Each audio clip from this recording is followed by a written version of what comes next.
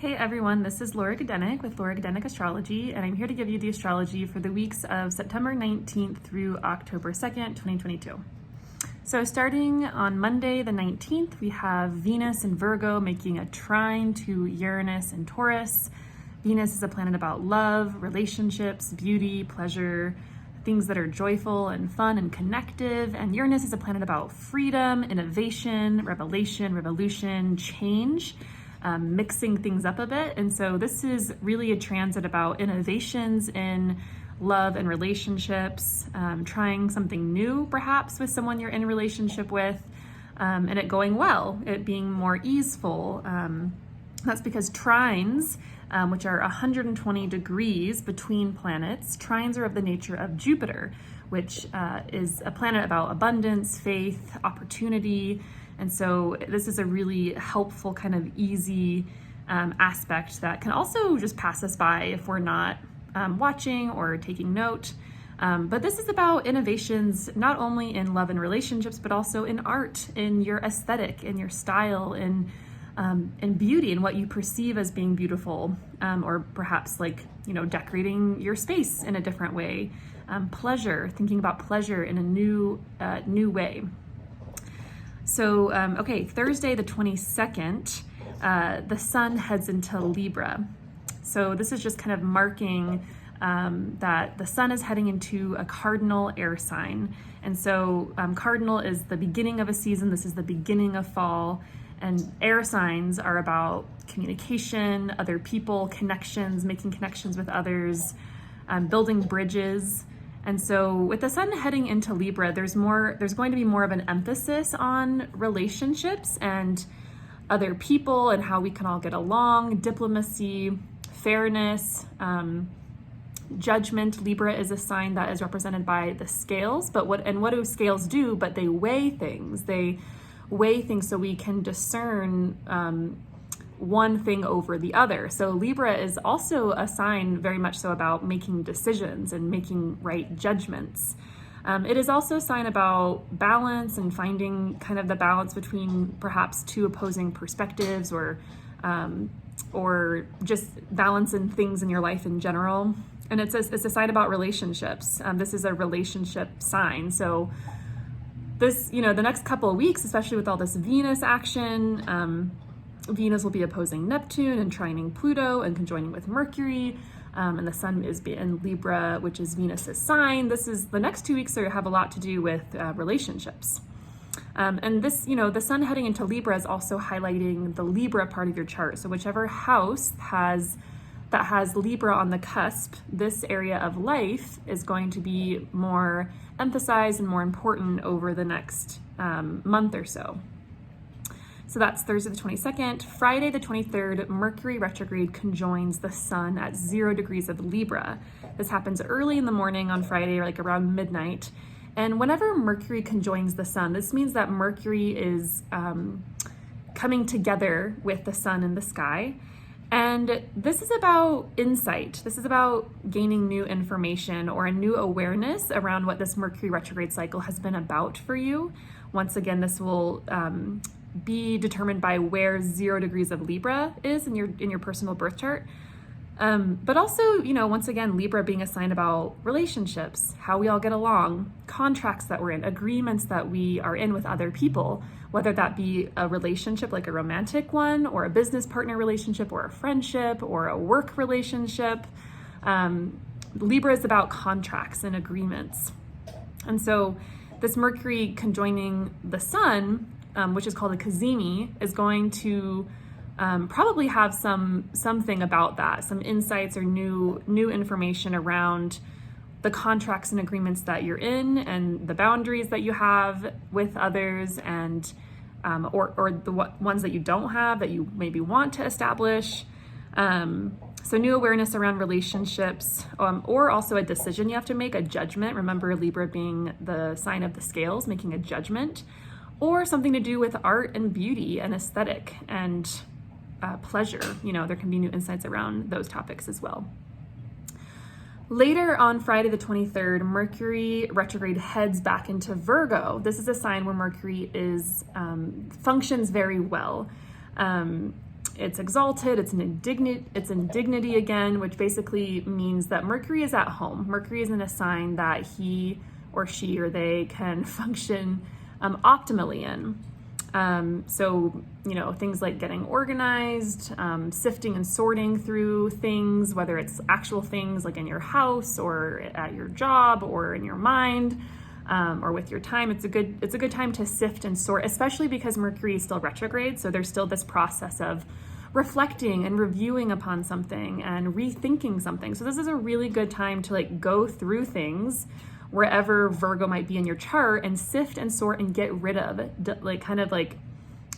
clean up a bit. Okay, so that is the 23rd. Saturday the 24th, Venus in Virgo makes an opposition to Neptune. Once again, Venus is about pleasure, love, relationships, and beauty. Neptune is a planet about dreams, hopes, vision, what we yearn for, what we desire. And oppositions can be kind of tough with Venus. With Neptune in particular, because it can be this kind of seeing someone with rose-colored glasses and not seeing all the edges or all the details, and maybe being a bit foggy or confused in relationships. I know we just had that Mercury Cazimi, the sun in Libra, which kind of brings some clarity. But this Venus opposite to Neptune is also kind of bringing some fog or confusion, or perhaps disillusionment in a relationship or in love, or maybe a sense of loss or disappointment or a letdown. It could also involve a spiritual or more an otherworldly kind of experience with a lover or with someone you're in a relationship with, just because Neptune is a planet about things that are otherworldly and mysterious, and things like mysticism and spiritual experiences and things of that nature. So it doesn't have to be bad at all. It can also be quite dreamy, and I would say utilize the energy by with a friend or someone you're in relationship with, going out and cultivating a really beautiful experience. Neptune is also a planet about beauty and nature and divine oneness and love, divine love, unity, cosmic unity. And so I think it could be a really good time to cultivate or create an experience, a more mystical, spiritual experience with someone else in some way, whether that's going to a meditation center that day, or going and maybe making some music or hearing live music with someone.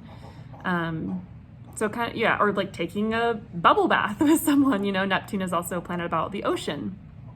So, and on Sunday the 25th, Venus makes a trine to Pluto, which is also, you'll feel that as well on the 24th, on Saturday. And that's a very erotic aspect with Venus and Pluto. There's kind of this intense maybe desire for someone, sexual tensions could be high, or there could be intensity around creativity or a project you're working on. You could have an intense interaction, or kind of to the point, because Pluto can be very kind of let's get to the bottom of this. Let's what is the root of what we're trying to do here? What's the root of what this conversation is about? So this could be about having an intense, to the point interaction with someone, with a friend, that goes well, because once again, trines are positive. They are of the nature of Jupiter. So there's this quality of getting to the bottom of something in relationships. So it could be that, whatever is confusing or foggy on the 24th with Venus opposing Neptune becomes more clear and more understandable on Sunday the 25th, perhaps after a conversation with someone that things have felt maybe a bit confusing with, or you're wanting to talk about some of the clarity you've been gaining from that Mercury Cazimi the sun on Friday the 23rd. So a couple different ways this could play out. Monday the 26th, Mercury retrograde conjoins Venus at 26 degrees of Virgo. This is continuing the story of the Venus saga. So really Saturday through Monday, the 24th through the 26th really feels kind of lots of relational dynamics. This could also be, kind of continuing that conversation around love relationships. There could also be similar to when Venus squared Mars this past week. Play with words, poetry, stories, comedy, games. It would be a good day to incorporate some of those activities into your day, because Mercury is a planet about communication and of the mind, and Venus is creativity and love, and they're both in Virgo, which is a sign, Mercury's sign. It's about largely about communication. Yeah, lots of play with words on that day, lots of conversation, probably continuing the theme of Sunday the 25th when Venus trines Pluto, that kind of like intense, like, let's get to the bottom of this. Let's speak openly and honestly about like what we're wanting or what's working, what's not working, and how can we make this better, right? Virgo is a sign that wants to improve things. So, and on the same day, Monday the 26th, the Sun in Libra makes an opposition to Jupiter. Jupiter makes things bigger and makes things grow, and it's a planet about feeling confident and having faith. So this is also like a very confident, joyful, generous feeling to the day. Lots of optimism, a sense of expansiveness. I would say with the Sun opposite Jupiter, just be careful of excess or overdoing something, overcommitting perhaps. It can feel like, oh my gosh, too many good things. Like, I don't know, I feel overwhelmed. I'm not sure what to choose or how to manage my time or my energy. So there's just that possibility there. Okay. Tuesday, the 27th, Mercury retrograde makes a trine to Pluto, continuing the theme of conversation, right? Mercury being a planet about the mind and communicating. Cathartic conversation, release, speaking your truth, being really honest. Pluto, once again, is a planet that wants to get to the bottom of things, wants to dig beneath the surface, because Pluto rules over things that are beneath the ground, things like skeletons in the closet, skeletons beneath the earth, or things like gold, things you really maybe want to share that feel very vulnerable and maybe difficult to share. So this is about saying what you mean, getting to the root of the matter, getting to the point, being open and honest, and also being convicted in what's true for you. This is Mercury and Pluto together signify like a kind of a powerful stance in perhaps an opinion or what's true for you. So really, and also a really good day to journal. Mercury Pluto aspects always are really good at like digging to get to the core of something. On the same day, Mars in Gemini makes a trine to Saturn in Aquarius. Mars is a planet about action, taking action, motivation. It's your energy levels. It's how you do things. And Saturn is a planet about that signifies slow and steady wins the race. It's about hard work, discipline, commitment, longevity. And in trine, this aspect, there's a lot of like really positive like trines the next couple weeks. I'm really excited about it. But this feels like an aspect about getting stuff done with ease and being productive and having good focus and discipline and assertion, being willing to go after something. So that's a really good day to be productive and get projects done on Tuesday the 27th. Thursday the 29th, Venus heads into Libra, where she is at home. She's in dignity in Libra. And so once again, Venus is a planet about relationships, love, beauty, pleasure. And so all of these topics are going to get a boost or significantly improve in some way. Maybe things have worked out by this point, or you're in a good place with whatever conversations you've been having with whoever you're in relationship with, whether it's like contractual or like romantic or a friend or work. It feels like things are working out, right? Like the Mercury retrograde is also almost over. Venus is into Libra, where she's at home. So things might just seem easier. Also, the Libra area of your chart gets a boost because Venus is one of the benefics in astrology. She brings good things, good fortune, good times, joy. So whatever house that has Venus or Libra on the cusp, this house is going to feel a lot more joyful. There's going to be some positive, really good, juicy things coming into your life for the next couple of weeks while Venus is here. It's also easier to have a good time with Venus in Libra, just kind of like chill out, relax, enjoy what's around you, enjoy beautiful things, whether that's like art, experiences, relationships, etc. So yeah, enjoyment, ease, pleasure, and beauty are accentuated. Okay, Saturday, October 1st, Venus in Libra makes an opposition to Jupiter in Aries. This is going to be a really positive, overflowing with joy kind of aspect. Like, get ready for a good time. My only kind of warning is, once again, so when the two benefics, Venus and Jupiter, the two planets that bring us good things, when they come into opposition with each other, which is kind of a tenser aspect, it can feel like excess. It can feel easy to overdo it, to once again, too many good things, right? Like, it's like if you eat too many sweets, you're going to get sick. So, or if you might want to spend more money than you have, for instance. So just keeping that in mind. But otherwise it's a really exuberant and joyful energy. There's an abundance of love and connection. And this isn't going to be for everyone, right? Like, I want to make that clear that when we have these general transits in the sky that indicate good things and positive days and good vibes, it's not always going to land for everyone the same way, because what if you have a Venus Venus is opposing Jupiter by transit, but you're having transiting Pluto go over your natal moon, right?